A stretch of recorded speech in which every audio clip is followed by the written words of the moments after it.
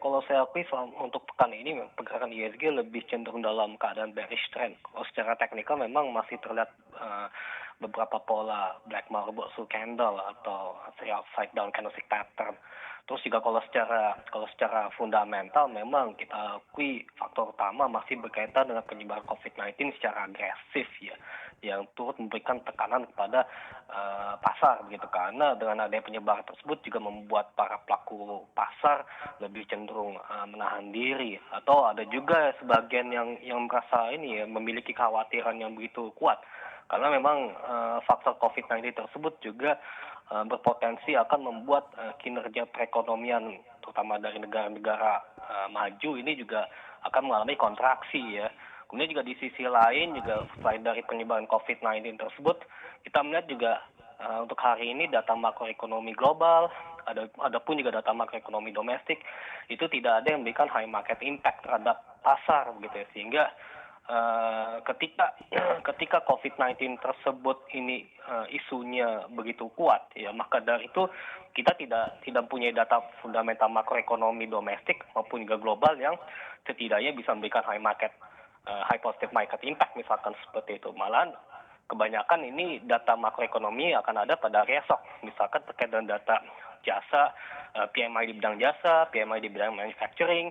Memang sih proyeksinya masih bisa diharapkan bisa mampu meredam gejolak COVID-19 yang terjadi di pasar begitu ya, karena memang mudah-mudahan masih ekspansif gitu. Tapi kalau jika hasilnya sebaliknya begitu ya, karena memang berkaitan dengan efek negatif dari COVID-19 tersebut, ini akan membuat kontraksi tersebut juga semakin kuat ya, sehingga menyebabkan para pelaku pasar lebih cenderung mengamankan asetnya ke instrumen yang bersifat safe haven, misalkan emas, kemudian juga ada Japanese yen, ada Swiss franc gitu. Jadi kalau saya pikir memang realitanya juga kita juga mesti bersikap menahan diri terlebih dahulu dengan kondisi market yang ada seperti ini begitu.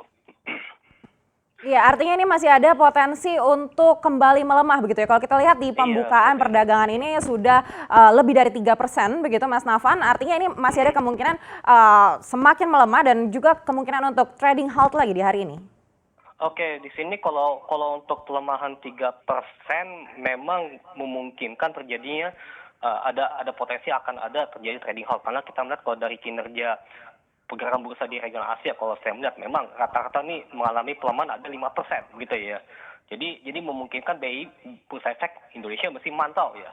Kalaupun karena trading halt ini juga akan menguji support kan, misalkan support itu berada misalkan pada ISG akan melemah lagi sekitar 2% lagi, sementara untuk resistensi dan paling 2% ke atasnya misalkan seperti itu. Jadi ini memang memungkinkan gitu ya terjadi trading halt begitu ya. Kalau misalkan jika kita masih belum terdapat sentimen positif yang bisa setidaknya mengurangi tekanan pada efek COVID terhadap pelemahan market yang terjadi pada hari ini begitu. Iya, artinya berapa level yang akan diuji hari ini support dan resistannya? Oke, di sini kalau saya cermati memang pergerakan ISG memang memiliki support ya di antara ada minus 50 hingga minus 100 poin gitu ya, dengan level resistensi berada di level 50 hingga 100 poin plus begitu ya Mbak.